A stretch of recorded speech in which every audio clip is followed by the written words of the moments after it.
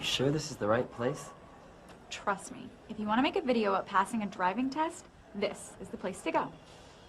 I'm a little nervous. Oh, don't worry. DMV people are friendly. Well, they can keep you from getting your license, though. Only if you're not a safe driver. The manager's expecting us. Oh, let's ask that person over there. I agree. Let's send this to Sacramento. Thanks. Hi, we're looking for Miss Hunter. That's me. How can I help you? We're making a video for the Foothill High television class. Oh, yes. Mr. Thompson's class. He told me you'd be here. I'm Sandy, and... Hi, I'm Brendan. Nice to meet you. I'm Melissa. What can I do for you? Well, we'd just like to show people how to prepare for a driving test. Excellent idea, Sandy. We could use a video like that. Let's go talk to one of my examiners. Okay.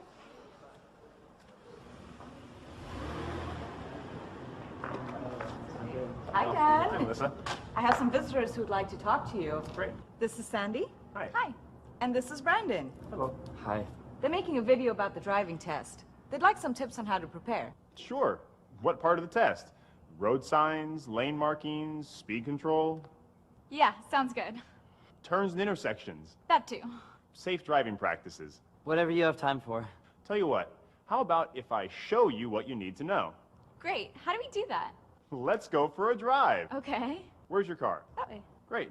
Thanks, Melissa. I'll see Let's you guys go. later. Bye. Bye, Miss Hunter.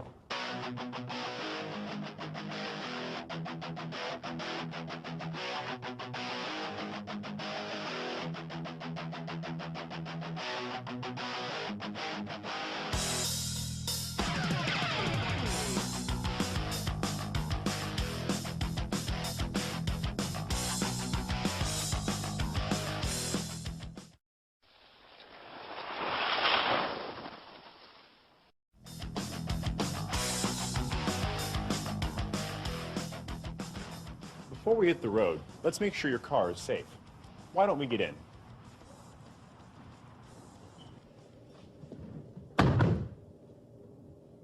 Looks like you've got good tires, 2 rear view mirrors, brake lights, front and rear turn signals, seat belts, an emergency brake, a horn, and a clean windshield with no obstructions or cracks. You need 2 more things. Gasoline and road map? That would help. But on the legal side, you need current registration and proof of insurance. On the safety side, you also need to be familiar with your vehicle. So can you show me your headlight switch, windshield wipers, front defroster, emergency hazard lights? And do you know your arm signals? Of course. There's right, left, and stop. Excellent. I think we're ready to go.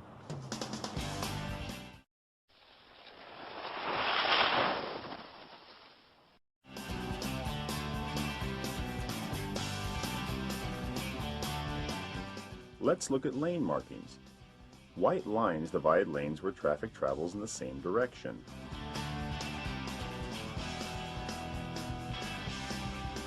Yellow lines mean traffic travels in opposite directions. The type of yellow line tells you what you can or cannot do. One broken line means cars can pass in either direction.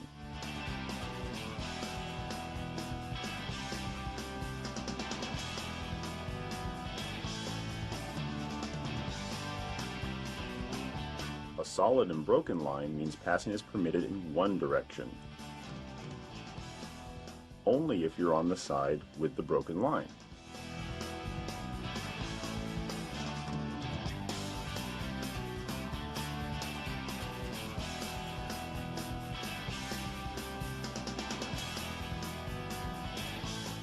A solid double line means no passing in either direction.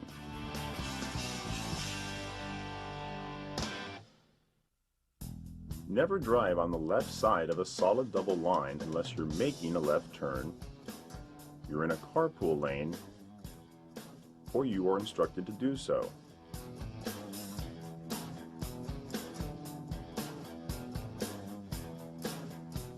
Double yellow lines are another matter. Consider them the same as a raised barrier. Never cross unless there is a designated opening. Let's say you're on a road that only has white lines. What does that mean?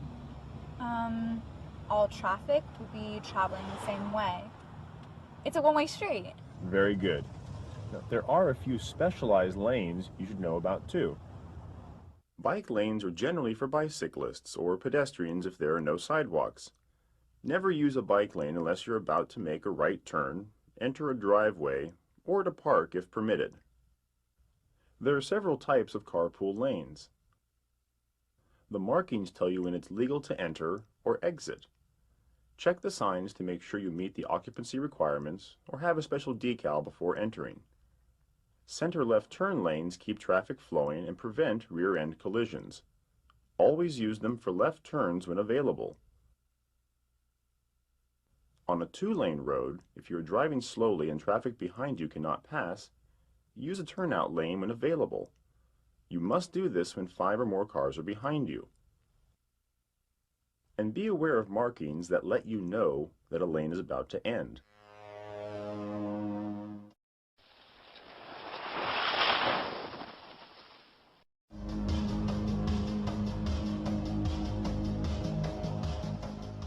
There are 3 types of road signs.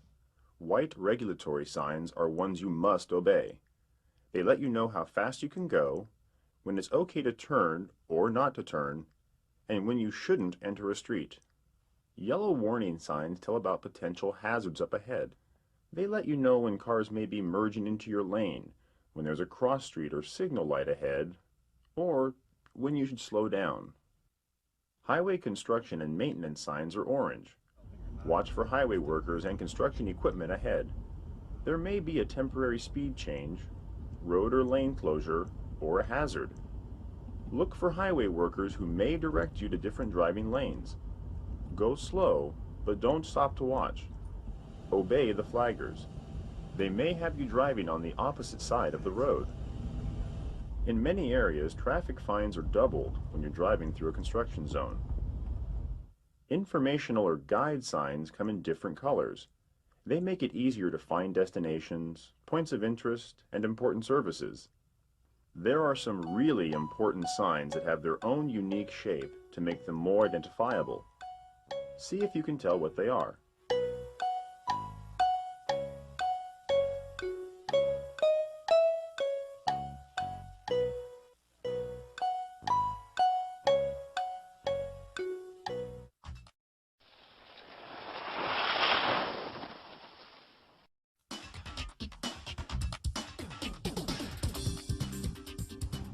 So, how do you determine your speed?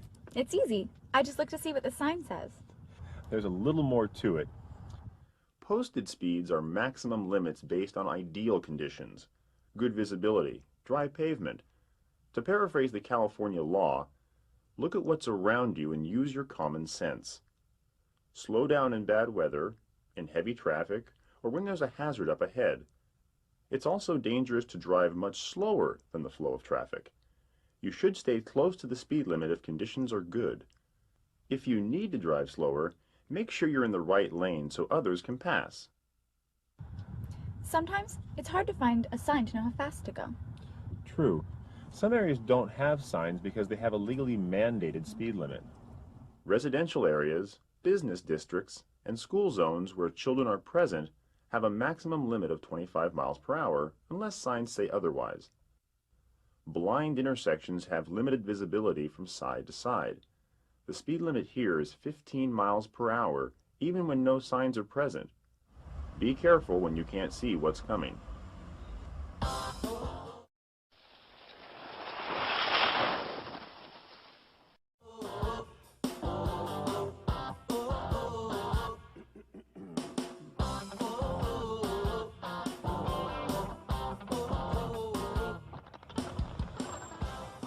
Did you notice how I came to a complete stop? Very good. Now, who goes first? You would have to ask. It's not that hard. Most intersections use the same right-of-way principle.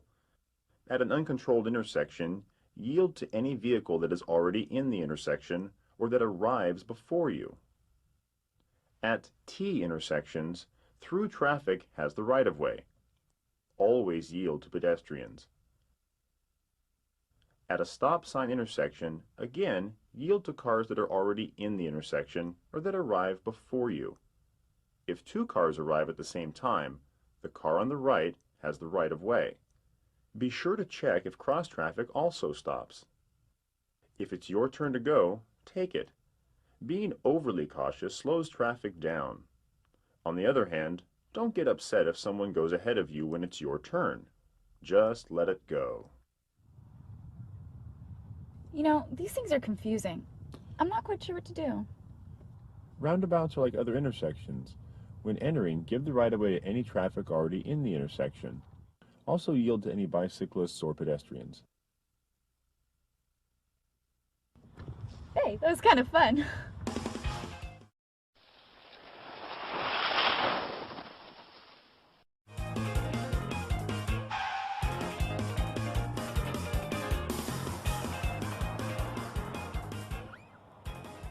Very good. I'm glad you stopped behind the line. Thanks. I'm not sure what to do at signal lights sometimes. There's a lot to watch for. Here are the basics. It's legal to enter an intersection on a green or yellow light. Yellow simply warns you that the light is about to turn red. When you see the light turn yellow, stop if there's enough time to do so safely. It's not legal to enter the intersection after the light turns red. When the light turns green, cross-traffic that entered on a yellow light may still be in the intersection. Wait until any vehicles or pedestrians are out of the way before you proceed. Besides signal lights, there are turn arrows. Green arrows indicate a protected turn. That means other traffic stops for you. After checking that cross-traffic and pedestrians have cleared the intersection, you can turn when the light is green. If there is no arrow, obey the signal light and wait for oncoming traffic to clear before proceeding. If you have a green arrow on a right turn, again, you have the right-of-way. You do not need to stop if the intersection is clear and it is safe to turn, even if the lights for the through direction are red. At most intersections, you can make a right turn on a red light after making a complete stop. Stop behind the line first, then slowly pull ahead to check for traffic. This is also true for multiple lane right turns. Be sure to remain in the same lane you start from. Sometimes you cannot turn right on a red light. Whenever there's a sign or a red turn arrow, wait for a green light before turning right.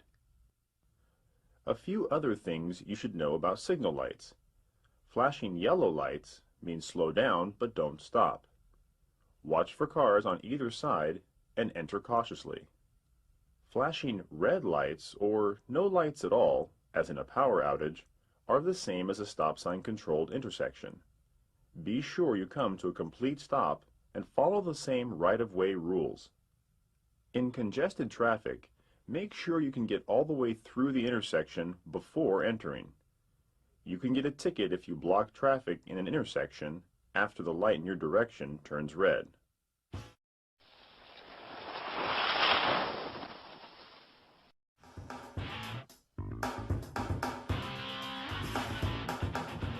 Why don't we turn right up ahead? Okay. I'll have to move over to the right lane first. I'm glad you checked your mirrors. But don't forget to look over your shoulder. There's a blind spot on each side of the car that doesn't show up in the mirrors. To change lanes safely, put your turn indicator on first.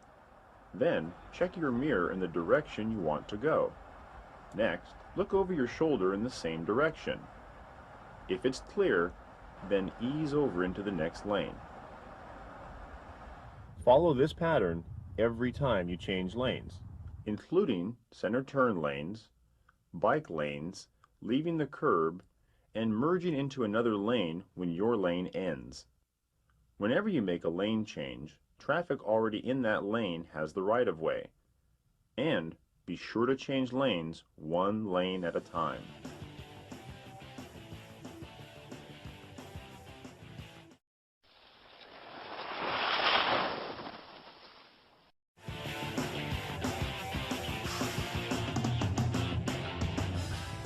What should I do for this right turn?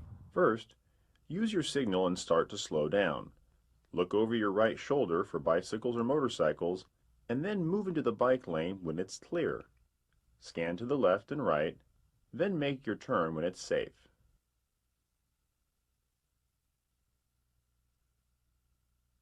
On left turns, signal, look over your left shoulder, and move into the left center turn lane first, if there is one. Then, make your turn when it's safe. If only one lane can turn left in your direction, you can choose any lane to end your turn in. If there are 2 or more designated turn lanes, then stay in the lane you started in. For right turns, stay in the lane you start in, whether there's 1 or more designated turn lanes. Oops, I missed the turn. Not a problem. Let's make a U-turn. Okay. I'm never sure when that's legal. There's a few do's and don'ts. Make sure you have good visibility to see traffic ahead of you. In residential areas or where signs are posted, you can make a U-turn anytime it's safe. Business districts and divided highways require you to be a little more selective. U-turns are okay in these areas as long as there's an intersection or a place to turn and no signs prohibit. In addition to places that are posted for no U-turns, it's also illegal to make a U-turn whenever you'd have to cross a curb, a strip of land, double lines, or when you're in front of a fire station.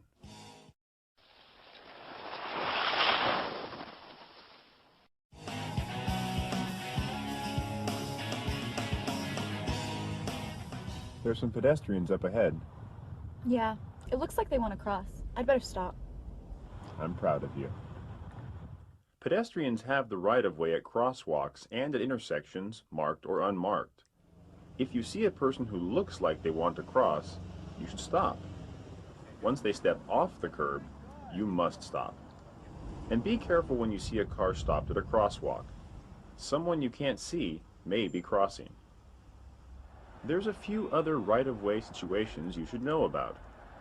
When an emergency vehicle has its lights on, you must move to the far right side of the road and stop. If you are already in an intersection, continue through and then pull to the right and stop as soon as you can. Emergency vehicles often use the wrong side of the road to continue, so stay stopped until it is passed. Then it's a lane change, so signal, check your mirrors, and look over your shoulder. When it's safe, pull into the driving lane again. School buses with flashing red lights mean that children are exiting the bus and you are required to stop no matter what side of the road you are on.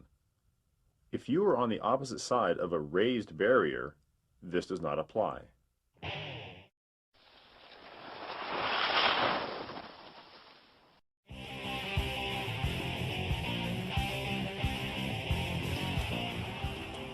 Why don't we stop for a bite to eat? Sounds good. There's a place up ahead. Where's a good place to park? The color of the curb is important. White is for loading or unloading passengers. Yellow is for loading passengers or freight. Green is for limited time parking. Blue is only for persons with a disabled placard or license plate. Red is no parking or stopping anytime.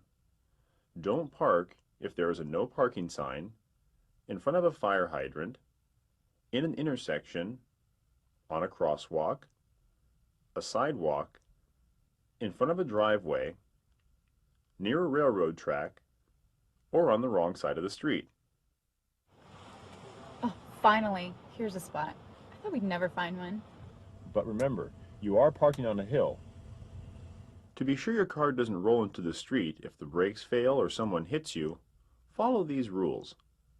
If you're going downhill, turn your front wheels into the curb or toward the side of the road. If you're going uphill, turn the front wheels away from the curb and roll back until the wheels gently touch the curb. If there is no curb, whether you're parking uphill or downhill, turn your wheels so the car will roll away from the center of the road. always set the brake.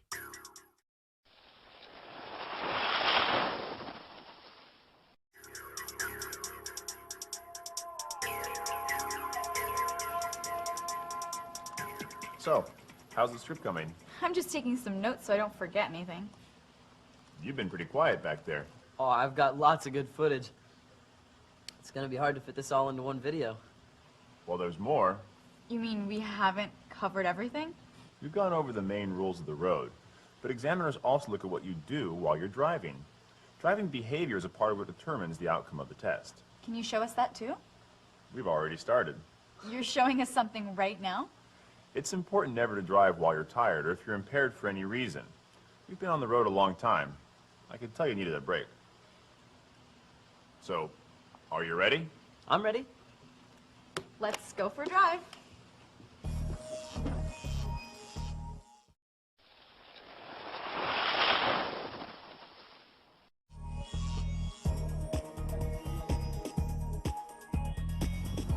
Scanning is one of the most important driving techniques. There are lots of things you need to be aware of. Pedestrians, lane markings, road signs, other vehicles, and hazards. Always look in different directions to see what's around you. Look for everything. Lane markings provide some information, but road signs are important too. Wow, there's a lot to take in. Makes me a little nervous. Don't worry. Good scanning actually gives you more control. You can be more confident that you have time to see what's going on and react quickly to changes. When you look ahead, look 10 to 15 seconds down the road. That lets you see potential hazards while you still have plenty of time to react. You're looking into your future while you still have time to do something about it. Looking side to side lets you know where other cars are around you. You never know when you might need a way out to avoid an accident. At intersections, check for side traffic. Just because you have the right of way doesn't mean that other people will always stop. And when you slow down, check to make sure that the person behind you sees that you're slowing down. If they don't, it's better to miss your turn than be involved in a collision.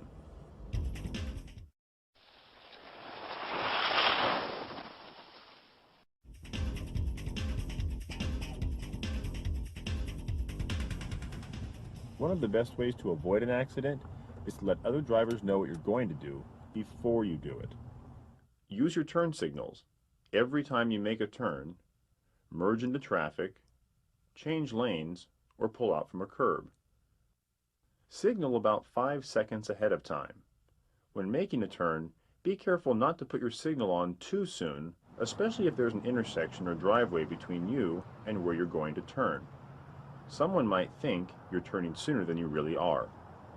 Likewise, don't pull out in front of a car just because its signal is on.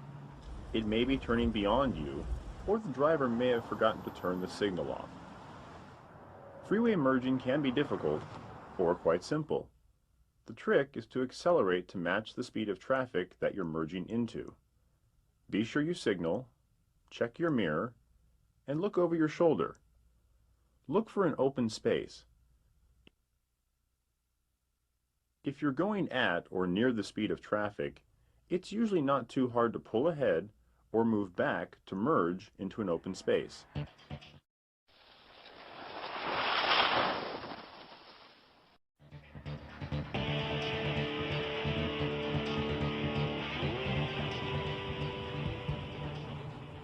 You look a little tense. I don't think the guy in front of me knows what he's doing. If you keep a safe following distance, you'll feel more comfortable, that you're in control, so you can enjoy the drive. Okay. How far should I be? Try the 3-second rule. Pick out a mark on the road up ahead, like a sign or a guardrail. Wait for the car in front of you to cross, then count. 1001, 1002, 1003.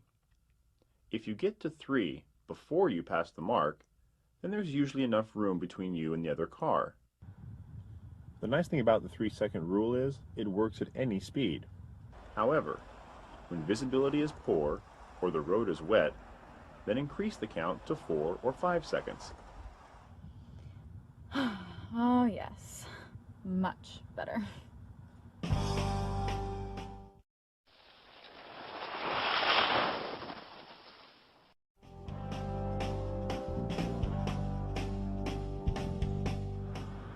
This road is getting awfully narrow. You got a bicyclist up ahead too. And a big truck coming towards us. This is going to be a tight squeeze. Your margin for error is pretty small here. Safest thing to do is deal with them one at a time. How do I do that? Just ease up off the gas and slow down a bit. That way the truck will pass you first before you get to the bicyclist. Then you can move to the left to give the bicyclist more room, but stay in your own lane. That worked well. But now there's kids on one side and cars on the other. No way to avoid this. Now split the difference. Steer a middle course between the two. But kids pose the greater danger. You don't know when they might make a sudden move. So slow down and give them a little more room. Now we're stuck behind a truck. He's going awfully slow. Do you see the orange triangle? That indicates a slow-moving vehicle. He's probably going as fast as he can. Maybe if I honk, he'll pull over. Not a good idea.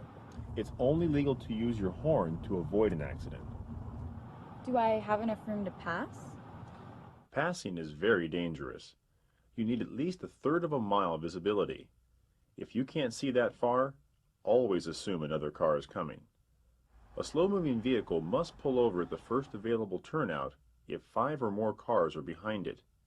If you have any doubt about passing, it's best to wait. If you know there's enough space, make sure you signal, look in your mirrors, and over your shoulder before you pass. And make sure there's enough space between you and the car you passed before you return to your lane. When you can see both headlights of the car behind you in your mirror, then there's enough room to pull back over.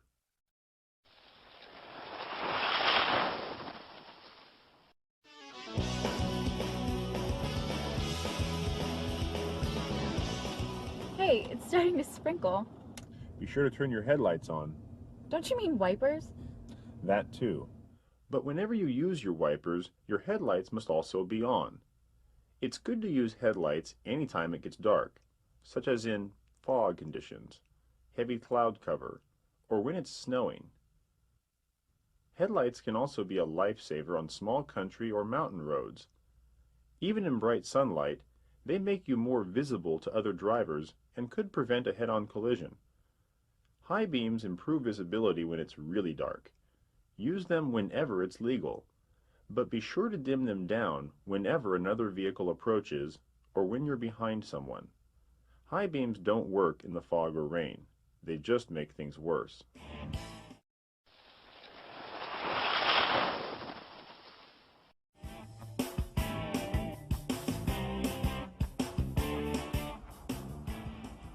It's getting hard to see. The fog's rolling in. It's a good time to slow down. Lots of accidents happen because people don't adjust their driving to adverse conditions. If you can't see 100 feet in front of you, it's not safe to drive faster than 30 miles per hour.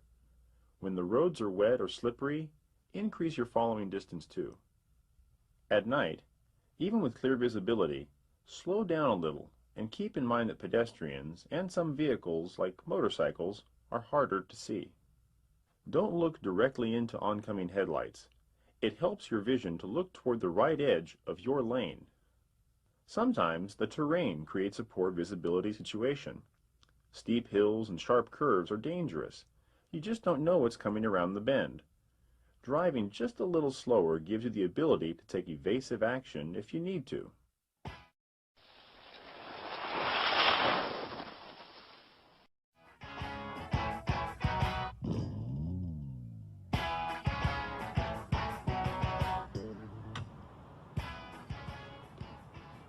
Nice drive. You did well. Thanks. My head is swimming from all the information. My camcorder's full. Good timing. I'd like to see your video when it's done. Sure thing. That was a good lesson. I'm ready for my driving test. When could I take one? We need to get you an appointment first. Sandy, can you get on the internet from here? I think so. Let's give it a try. Okay, we're on. Brandon, go to the DMV website. Select appointments.